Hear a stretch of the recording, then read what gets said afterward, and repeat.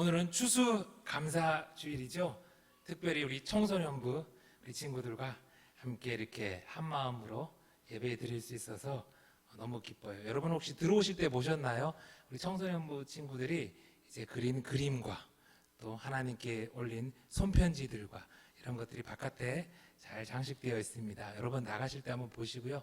하나님이 정말로 우리 청소년부 친구들의 그 감사의 고백을 기쁘게 받아주셨을 줄 믿습니다. 한번 따라해 볼까요? 감사한 자가 준비해야 할 세 가지. 네. 우리가 매년 추수감사주일이면 과일도 준비해서 드리고 또 이렇게 찬양도 하고 또 준비한 예물도 하나님께 드리고 이렇게 감사의 마음을 표현합니다. 그러면 여러분, 우리가 드리는 여러 가지 것들 중에서 하나님께서 가장 좋아하시는 것이 무엇일까요? 옛날에 돈도 많고 힘이 센 왕이 있었어요. 그 왕이 이제 자기가 다스리는 영토에 가난한 마을을 이렇게 한번 찾아보고 있었습니다. 마을 사람들이 참 힘들게 이렇게 사는 걸 본 이 왕은 이제 마음이 아파서 그 마을 주민들을 다 데리고 그 나라의 아름다운 해수욕장으로 이렇게 구경을 시켜주었죠.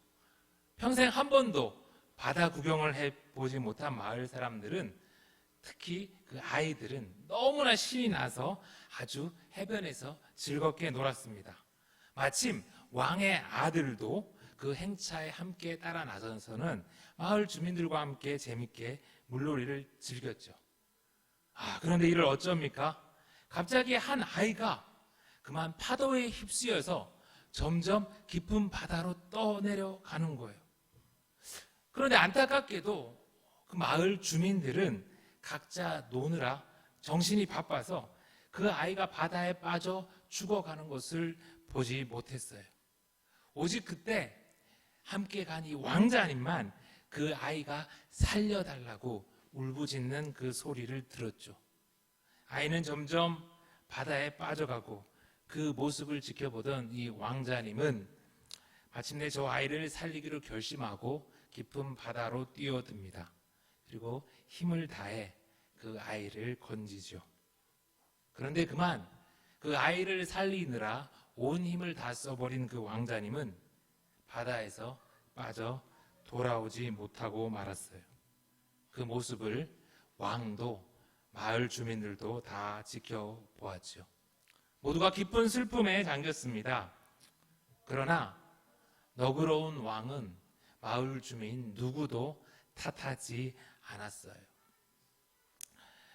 그 아이를 살리기 위해서 기쁜 마음으로 그 바다에 뛰어든 아들의 마음을 아버지 왕은 누구보다 잘 알았기에 그 왕은 모든 것을 스스로 다 받아들입니다.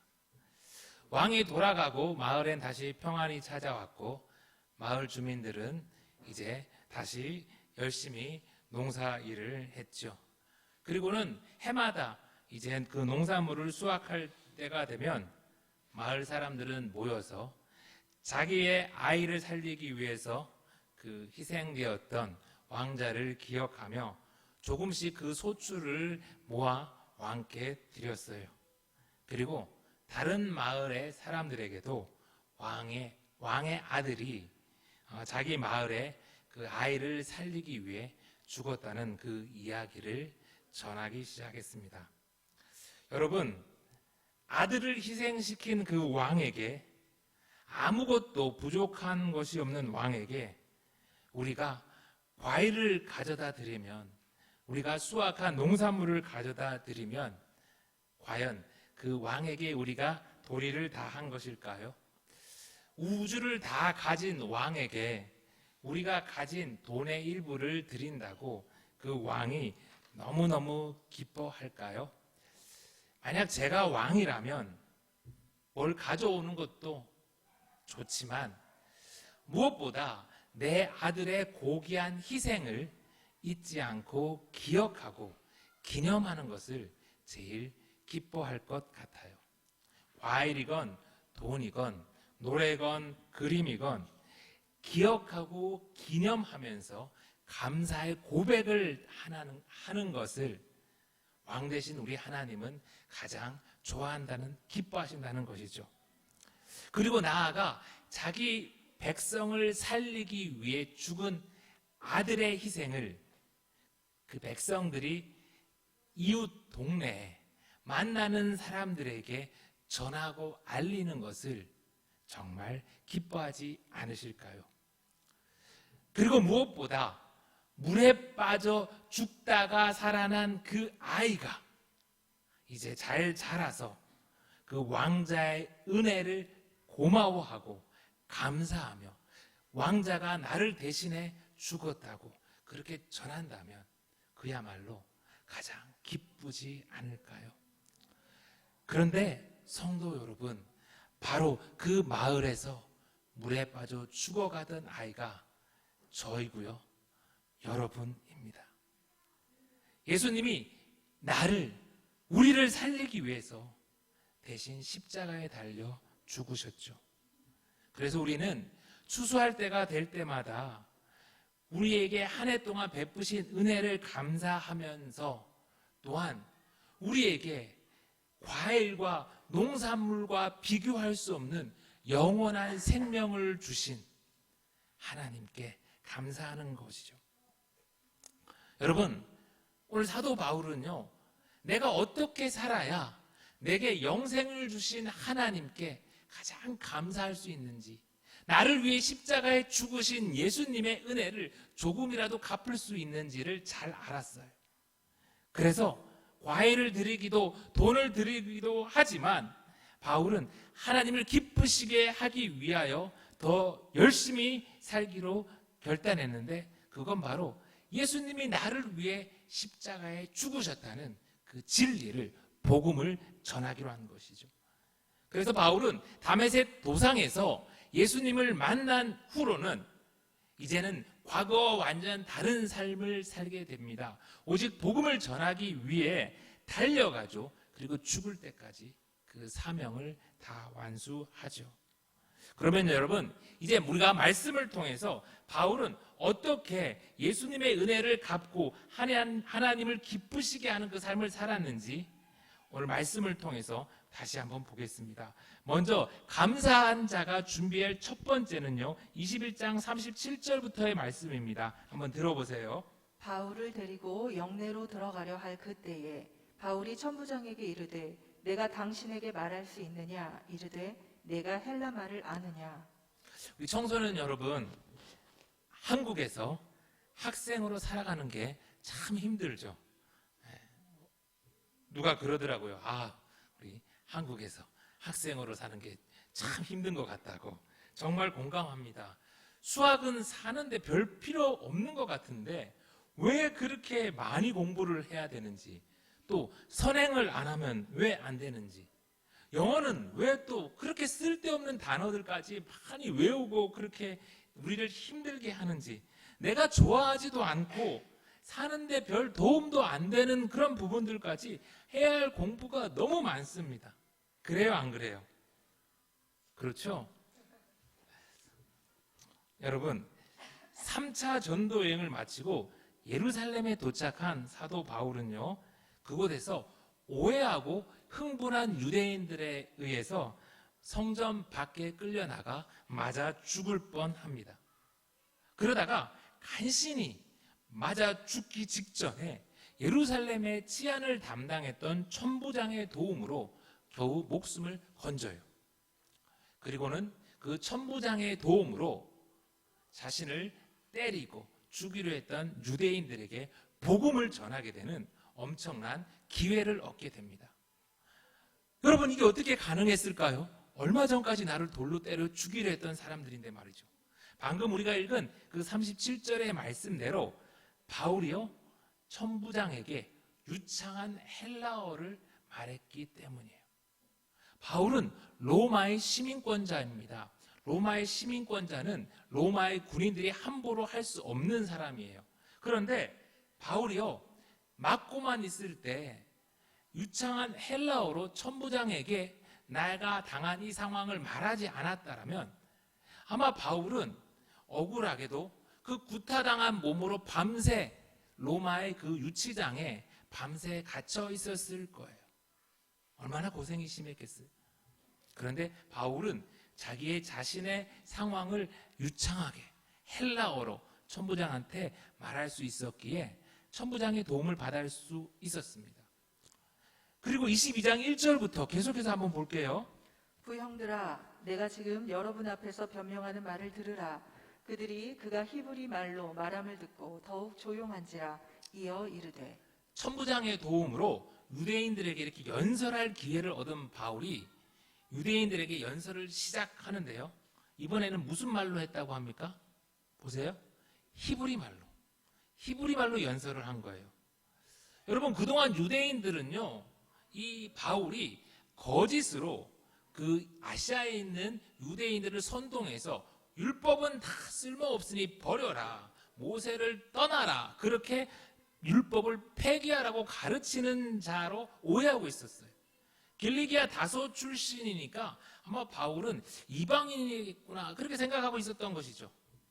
그런데 그렇게 알고 율법을 폐하려고 하는 바울을 죽이려 했던 사람들이 갑자기 바울이 일어나서 유창한 히브리어로 이야기를 할 걸 들으니까 그 사람들이 눈이 번쩍 뜨인 거예요.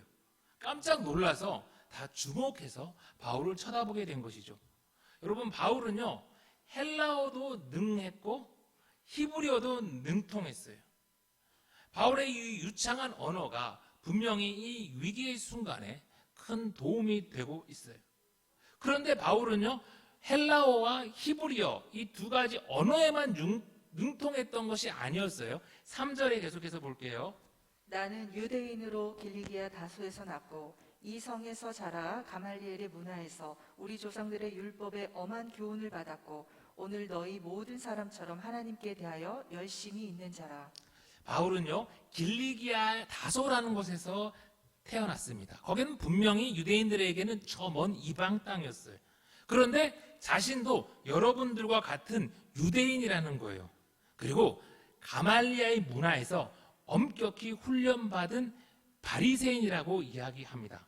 여러분, 가말리엘이 누구냐면요, 당시 이 바리새파는 율법을 어떻게 해석하느냐에 따라서 샴마이 학파, 이 율법을 아주 엄격하게 해석하는 사람들과 그리고 힐렐 학파, 율법을 아주 좀 유연하게 해석하는 이 두 학파로 나누어져 있었는데, 이 유연하게 해석하는 이 힐렐 학파의 손자가 가말리엘이에요. 그래서 이 가말리아는 당대 최고의 랍비로 무 백성들의 존경을 받고 있었던 사람입니다. 그러니까 바울은 바로 그런 스승의 아래에서 바리새인으로 훈련받은 거예요. 오늘날로 말하면 하버드 대학교나 프린스턴 대학교에서 노벨상을 받은 교수님 아래에서 박사학위를 막 받고 졸업한 전도 유망한 인재였다는 것이죠.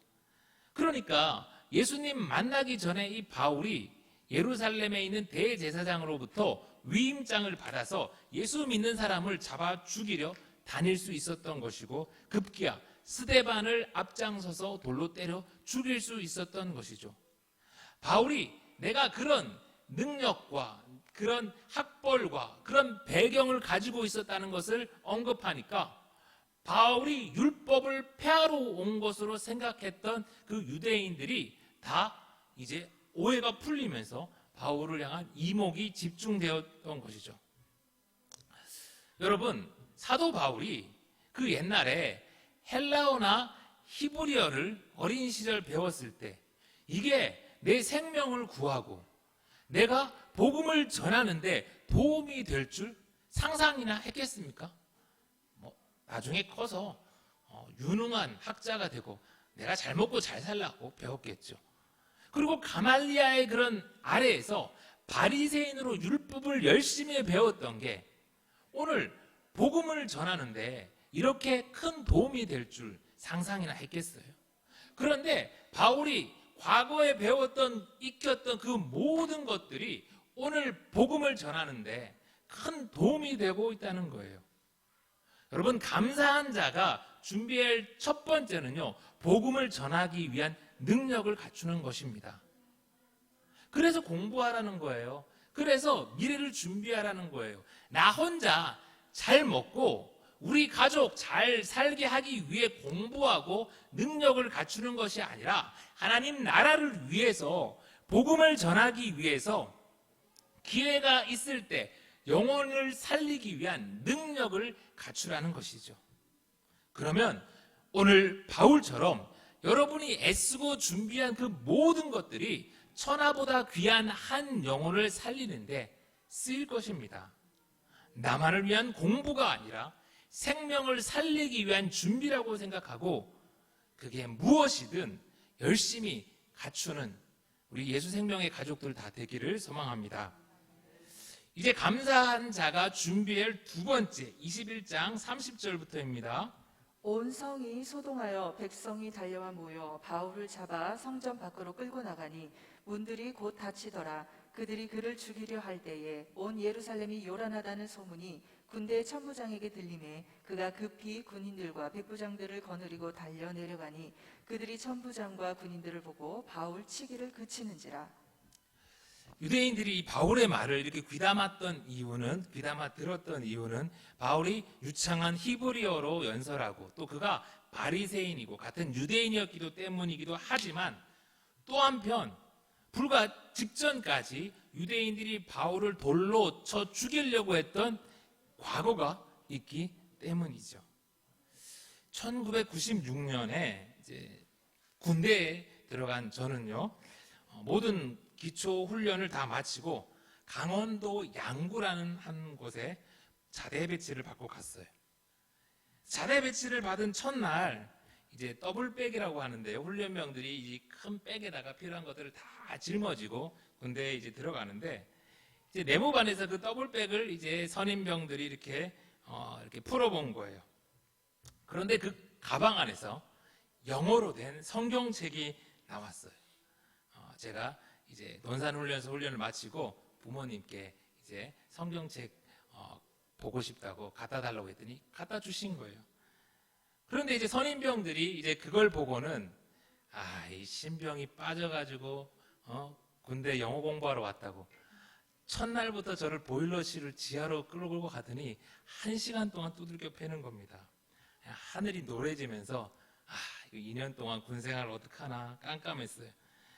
저를 보일러실에서 때렸던 그 선임병이 저한테 그러더라고요. 너 교회 다닌다고 우리 부대는 역대 이래로 종교생활한 사람이 없어. 그냥 일이나 열심히 할 생각이나 해. 그러고 갔어요. 한 3개월 정도 그랬는데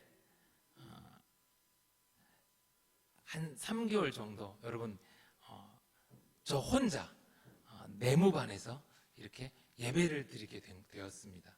이렇게 제가 다른 곳으로 나가지는 못했는데 이제 제가 그리스도인 교회 다닌다는 것을 안 이 부대 간부가 저를 이렇게 혼자 내무반에서, 딴 사람들은 이렇게 다 TV 보고 이렇게 휴식할 때 1시간 시간을 줘서 혼자 이렇게 예배를 드릴 수 있게 배려를 해줘요. 그렇게 한 3개월을 예배 드리고 있었더니 그 모습을 본 이 간부 중에 한 명이 이제 저를 자기가 다니는 그 교회에 성가대원으로 착출해서 데리고 나가는 거예요. 그 간부가 굉장히 괴팍 못됐어요. 막 병사들 따귀를 그냥 아주 막 때리는. 그래서 그 간부가 이렇게 하는 것은 누구도 거역하지 못하는 토를 달. 근데 그 간부가 이제 막 들어오는 신병인데 일 시켜야 되는데 주일 오전에 데리고 이렇게 교회에 가서 성가대원 시킨다. 또 성가대 대장이시더라고. 그러니까 저는 좋다고 이렇게 끌려갔고, 근데 마침 저 위에 한 3달, 6달 이렇게 먼저 들어온 이제 1병들이 더 있었는데 그 사람들도 이렇게 교회 성가대 한다고 같이 따라 나오더라고요. 그래서 셋이서 한 1년 넘게 그 간부 따라서 그렇게 교회 가서 이렇게 그 성가대 생활을, 이렇게 종교 활동을 할 수 있게 되었죠. 그렇게 한 1년 반 시간이 흘렀나요? 그 간부는 역시나 잘못을 저질러서 이제 다른 부대로 이렇게 쫓겨갔어요. 그렇지만 저는 이미 병장이 되었습니다. 그래서 그 다음부터는 이제 제가 이제 교회 가고 싶은 사람들 다 같이 데리고 사단에 있는 사단 교회에 가서 이렇게 예배를 드렸어요. 그 뒤부터는 이제 우리 부대에도 공식적으로 종교 활동을 할 수 있게 된 것이죠. 여러분 베드로전서 2장 9절을 한번 다 같이 읽어볼게요. 베드로전서 2장 9절 시작. 부당하게 고난을 받아도 하나님을 생각함으로 슬픔을 참으면 이는 아름다우나. 네. 부당하게 억울하게 고난 받아도 하나님을 생각함으로 슬픔을 참으면 아름답대요. 여러분 바울은요 분명하게 억울하게 두들겨 맞았습니다. 저처럼 1시간 맞고 가는 게 죽기 직전까지 맞았다니까요. 저도 억울하게 맞았어요. 아니 무슨 영어 성경책 나왔다고 사람을 그렇게 군기 잡는다고. 근데 1시간이 진짜 막 얼마나 길었는지 난생 처음으로 그렇게 막 두들겨 맞았으니까. 그런데요 여러분 하나님을 생각함으로 참았더니 놀라운 일이 벌어졌습니다. 그 전까지 없었던 종교 활동이 억울하게 두들겨 맞은 한 사람으로 인해서 시작되었잖아요. 성도의 억울한 고난은요 그 고난이 어떻게 보면 영양분이 돼서 하나님 나라가 확장되게 되는 것 같아요. 심지어는 하나님 나라는 순교자의 피를 먹고 자란다라는 그런 말도 있잖아요. 여러분 살다 보면 억울한 일이 많습니다. 그런데요 조금만 바꿔서 생각해 보세요. 예수님 얼마나 억울하겠어요. 나를 위해서 저 십자가에 대신 달려 죽은 그 예수님 여러분 얼마나 억울하겠어요.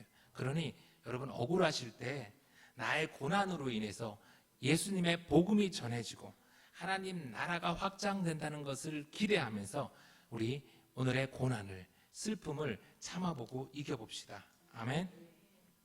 이제 마지막으로 감사한 자가 준비할 세 번째 6절부터입니다.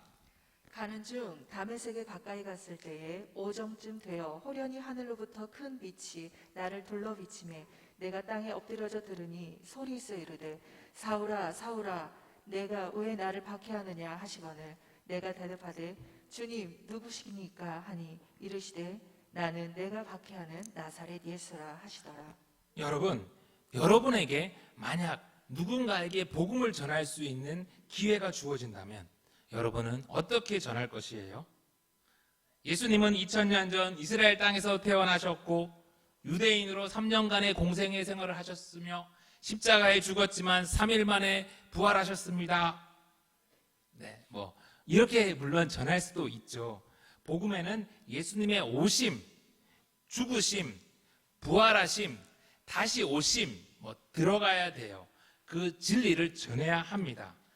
그러나 예수님에 관한 객관적인 정보의 전달도 중요하지만 그게 다가 아니에요. 우리가 예수님에 대한 정보를 전달한다고 그 사람이 회개하고 돌아오나요? 요즘 사람들이 예수님에 대한 객관적인 정보를 몰라서 예수님을 믿지 않습니까? 아니잖아요. 여러분 오늘 바울은요 유대인들에게 예수님에 대한 객관적인 정보를 전달하는 데 그치지 않고 내가 만난 예수, 나를 다메섹 도상에서 거꾸로 들인 그 예수에 관한 예수님에 대한 이야기를 하고 있어요. 여러분 사도행전에서만요 바울이 다메섹 도상에서 예수님을 만난 이야기를 하는 내용이 3번이나 나와요. 바울이 얼마나 자주 사람들을 만날 때마다 다메섹 도상에서 나를 쓰러뜨린 나의 눈의 비늘을 벗겨주신 그 예수님의 이야기를 하는지 우리가 짐작할 수 있죠. 여러분 복음을 전할 때는요 여러분이 예수님을 만난 이야기를 할 수 있어야 합니다. 지식으로만 알고 있는 예수가 아니라 여러분이 만난 예수님, 여러분을 변화시킨 그 예수님의 이야기를 할 준비를 하고 있어야 돼요. 30대까지 제가 목사로 이렇게 열심히 살아갈 때 그때 제가 알고 있던 예수님은 제가 하는 일은 그저 다 좋아해주고 저를 칭찬해주는 그런 예수님이었어요. 그런데 저도 바울과 같이 세브란스 그 암센터에서 백혈병에 걸려서 꼬꾸라지고 예수님을 다시 만나고 난 뒤에는 내가 아는 그 예수님이 좀 다른 예수님인 걸 깨닫게 된 거죠. 그저 내가 하는 일을 다 좋아하는, 나를 위해 존재하는 램프의 진이 같은 그런 예수님이 아니라 하나님 나라를 위해서 나를 필요로 하고 하나님 나라를 위해서 나를 인도해 가시는 그 예수님을 다시 만나게 되었죠. 예수님은 바울의 눈에서 그 비늘을 벗겨내시듯 제 눈에서 목회자의 야망이라는 그런 비늘을 좀 벗겨내셨고, 그런 저를 다시 사용하기 위해서 백혈병을 고쳐주시고 망가졌던 신장도 완전히 회복시켜 주셨죠. 여러분, 운이 나쁘면 3개월밖에 살 수 없다는 판정을 받은 저를 하나님이 어떻게 고치시고 살려내셨는지 궁금하지 않으세요? 우리 청소년 여러분은 그 이야기가 이 책 속에 있으니 뒤에 보면 한 3권 있어요. 여러분들 한번 꼭 읽어보면서 제가 만난 그 예수님의 이야기를 한번 들어보세요. 그리고 여러분도 여러분이 만난 예수님의 이야기를 준비해 보세요. 저처럼 책까지 쓸 필요는 없어요. 오늘 바울이 유대인들에게 말했듯이 5분 이내면 충분해요. 오늘 바울의 이야기를 쭉 해보면 한 3분에서 4분 정도의 짧은 연설이에요. 그거면 충분해요. 여러분이 만난, 여러분을 변화시킨 여러분의 예수님 이야기를 한번 준비해 보세요. 여러분, 이제 말씀을 마칩니다. 지난 1년간 우리는 하나님께 많은 사랑을 받았고 또한 비교할 수 없는 영생을 선물로 받았죠. 그러니 여러분, 우리 오늘 바울처럼 첫째, 복음을 전할 능력을 열심히 준비합시다. 자격을 갖춥시다. 두 번째, 억울한 고난을 참아냅시다. 세 번째, 나를 변화시킨, 나를 거듭나게 하신 예수님의 이야기를 준비합시다. 그렇게 잘 준비해서 우리를 위해 아들을 십자가에 내어주신 우리의 영원한 왕 하나님께 진정한 감사를 날마다 드릴 수 있는 저와 여러분 다 되기를 간절히 소망합니다.